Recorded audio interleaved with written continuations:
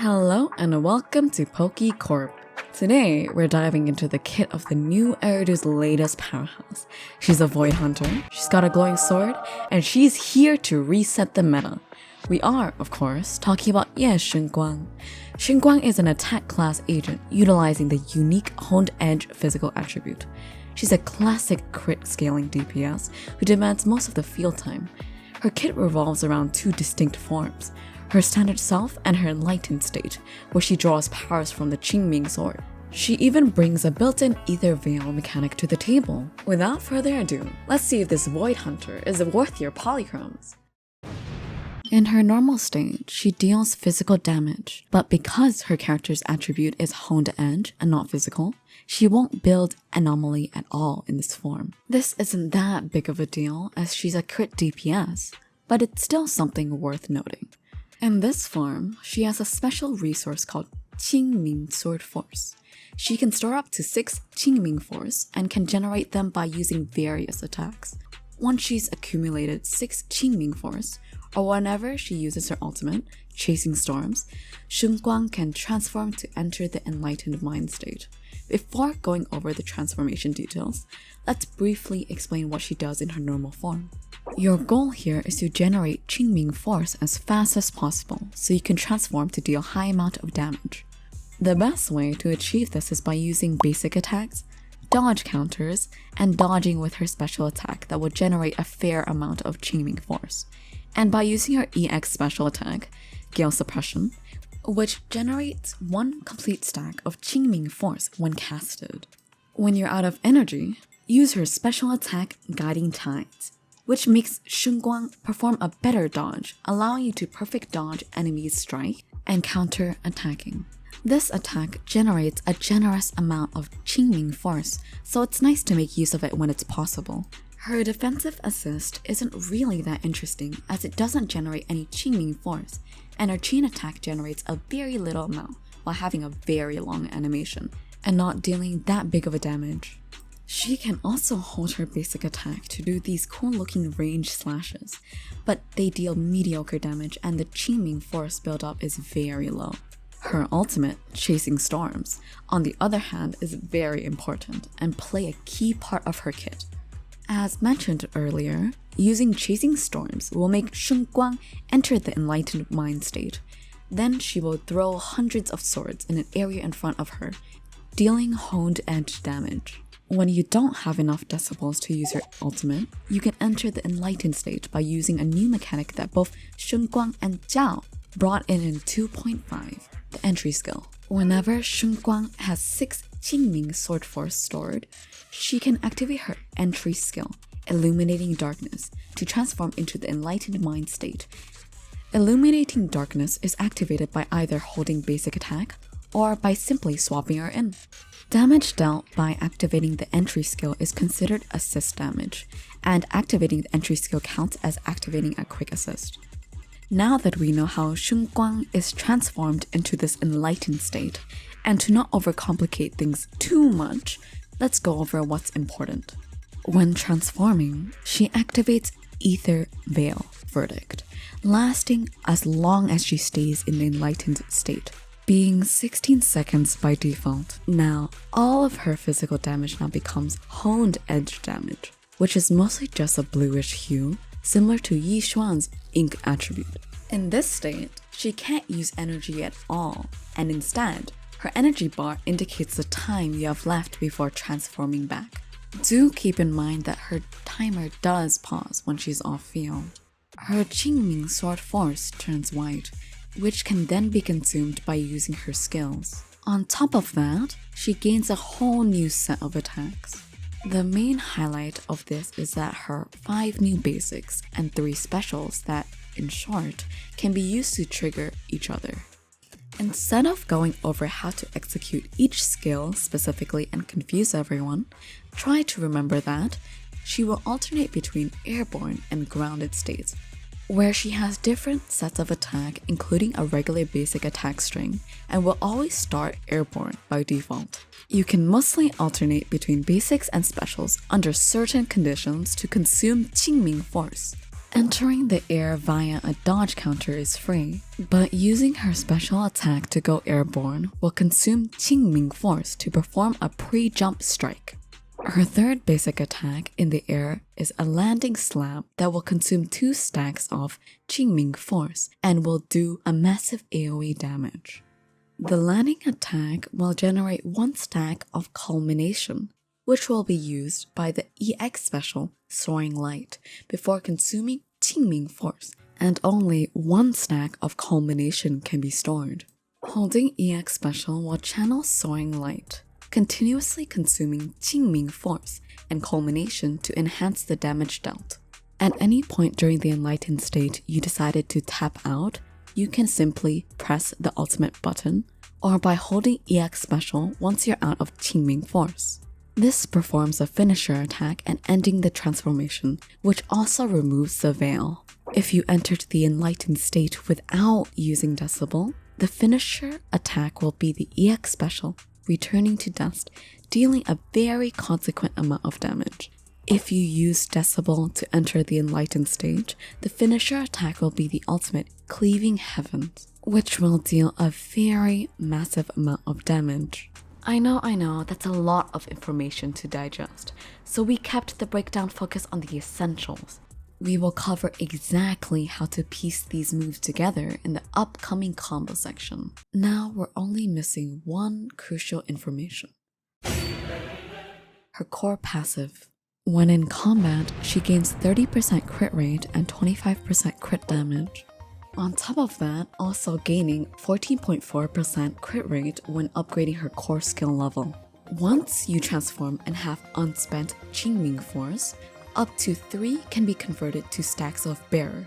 When transforming back, each stack of Bearer will be converted back to Qingming Force, meaning you will only be missing 3 stacks instead of 6 to transform again.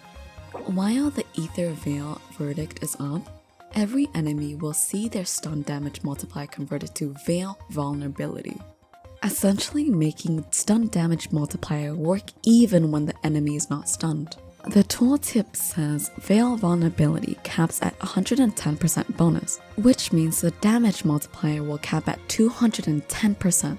The effect lasts as long as Ether Veil verdict is up and cannot be modified after being applied, meaning you have to apply stun damage multiplier debuffs before transforming if you want those to be active. When another character in your squad is a support or a defense character, her additional ability makes it so that when an ally character activates an Ether Veil, she will gain 3 Qingming Force, or Bearer if triggering during the enlightened state. This is what makes Jiao a very good support.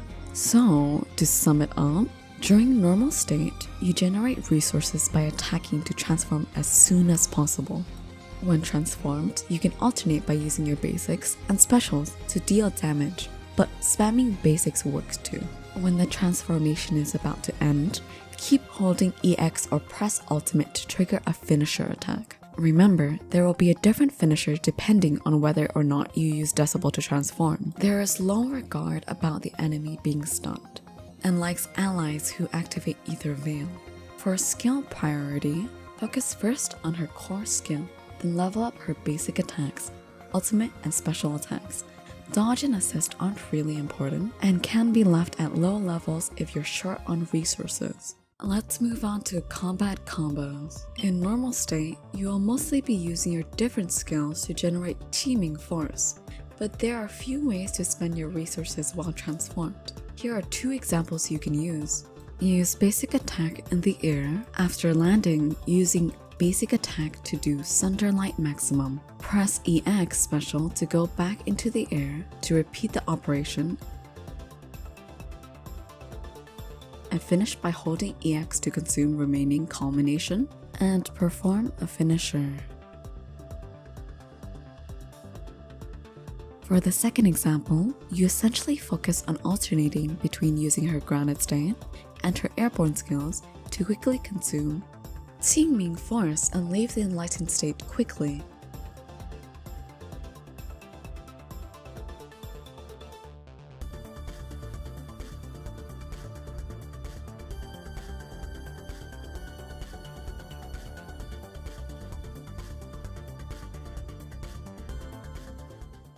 For the W engine, as you would have expected, her signature W engine Cloud Cleave Radiance is her best in slot. It has a very high base attack compared to other S-rank options, provides 48% crit damage at all times, and once she transforms, she gains another 25% crit damage on top of the 25% damage bonus.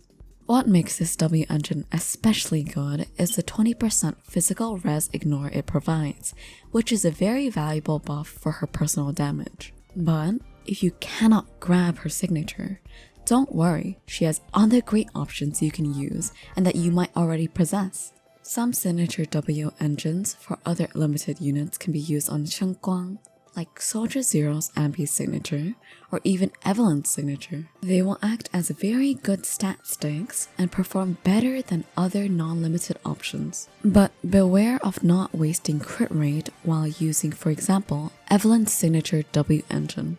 The best non-limited option is the Brimstone. It provides a huge amount of attack. Maintaining the passive effect will be hard depending on your combos and enemies you're facing, but it regardless stays a very solid option. Her signature is roughly about 15% better than the Brimstone, which isn't too bad. Shunguang can actually utilize Steel Cushion's passive quite properly depending on the enemies due to her natural positioning when attacking. But the crit rate substat causes it to lose its value as she gets already a lot of crit rate for free. For A rank options, you can look at Gilded Blossom, Starlight Engine, or even Starlight Engine Replica. The new disc set White Water Ballad was made specifically for her and is her general best in slot, the 2-piece effect being plus 10% physical damage, and the 4-piece effect essentially giving her 20% crit rate and 10% attack at full uptime. For the 2P, Branch and Blade Song plus 16% crit damage is her general best choice. Puffer Electro plus 8% pen ratio is also very good, but you should consider it only if you play pen ratio on disc 5. Woodpecker Electro plus 8% crit rate is fine if you manage to not cap your crit rate, but it's unlikely you would do so. Now for the main stats. For disc 4, crit damage would be the main stat, but attack percent can also be considered as she already gains a lot of crit value from her kit, disc set, and potentially the W engine. For disc 5, physical damage would overall be the safest choice, but pen ratio can shine against boss with a lot of defense. If you have M1 or M2 or pulling for M1 or M2, you shouldn't use pen ratio as it loses its value. And for disc 6, you want attack percent. For the substats, you want to prioritize crit and then attack percent, and then flat attack or pen flat. Make sure to not go over 100% crit rate in combat, as any crit rate substats above the cap will be wasted. Shunguang has quite good Mindscapes. Mindscape 1. It allows her to start the battle with a free transformation while giving her an unconditional 10% additional damage and 20% defense ignore. For her Mindscape 2, it essentially makes her bear stack count go from 3 to 6. And drastically improve the damage of Soaring Light by being able to consume up to 9 culmination. On top of that, Soaring Light and her ultimate finisher also ignore 40% of the enemy's defense. This is a good stopping point. Her M4 gives her 1000 decibel at the start of the battle and improves her Veil vulnerability limit to 300% damage multiplier instead of 210%. This is especially nice against bosses with high stun damage multiplier. And lastly, her M6 basically makes her able to use the alt finisher Cleaving Heavens more often, on top of buffing both finishers by a large amount. While Shunguang's early Mindscapes are seemingly good, in terms of damage, getting her signature W engine will most likely be the better choice.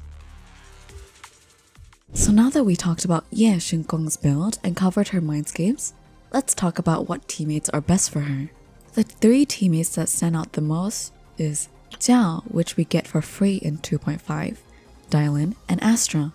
Technically, the variant with Dylan and Jiao has the potential due to having the most enlightened state, using during a fight with nearly no downtime, and reaching up to 10 transformations in a single deadly assault fight. This is done by alternating between Dylan's free ultimates and using Jiao's Ether Veil efficiently to retransform as soon as possible.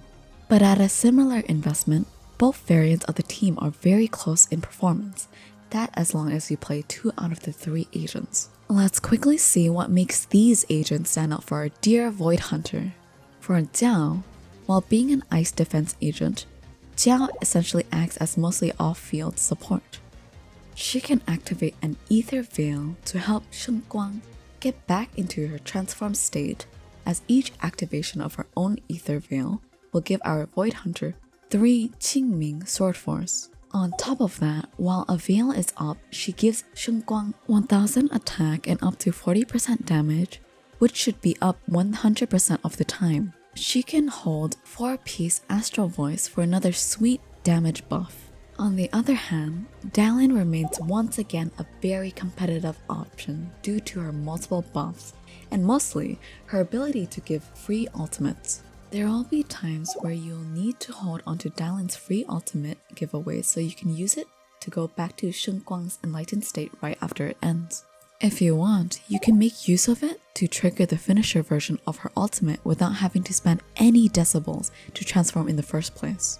But most of the time, it will be better to simply use it to re-enter the enlightened state instead. And about Astra, she's very straightforward.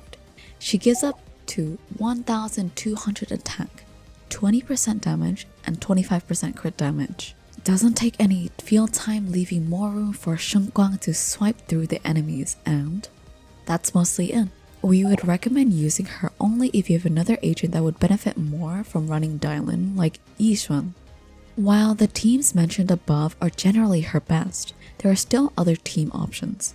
Jiao being free and being one of Ye Xunguang's best supports, everyone will already have access to 2/3 of the team after pulling for the Void Hunter and will only need to fill in the last slot. Here are some examples of who you can fill that last slot if you don't have access to her best options.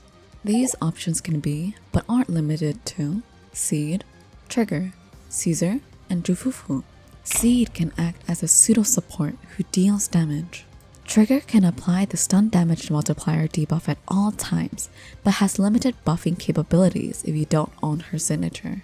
Caesar works pretty well given her straightforward buffs despite being slightly worse than Astra's and the shield making it comfortable to play with. Zhufufu is more comfortable and easy to play, but she's much worse than Dylan. Nicole, Lucy, and M6 Polka are also very good A-rank options.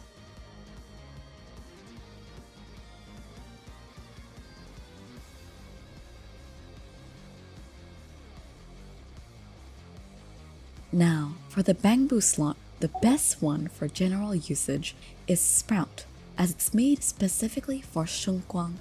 Berkblick is also good if you already have him, as long as you're playing both Dylan and Jiao, or have 3 copies of him and play either of the 2 Krampus girls.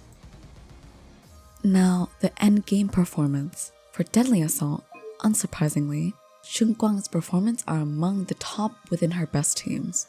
In all phases of 2.5, it was possible to get 40 to 50k scores on the boss with no apparent issues, running a 28 substat M0 Shunguang with her signature alongside Dylan, Jiao, and Astra, with very average disc running their best F2P W engine option.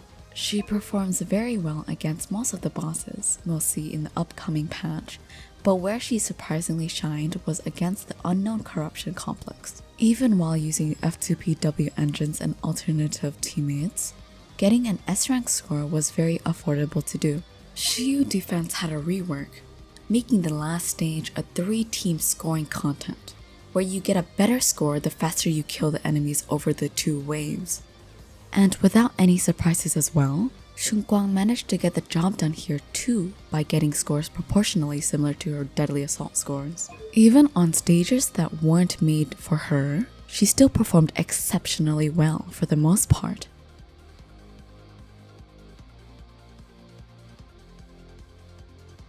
Like we all could have expected, yeah, Shunguang is an amazing DPS agent that performs incredibly well and has decent amount of solid options available for the moment she releases.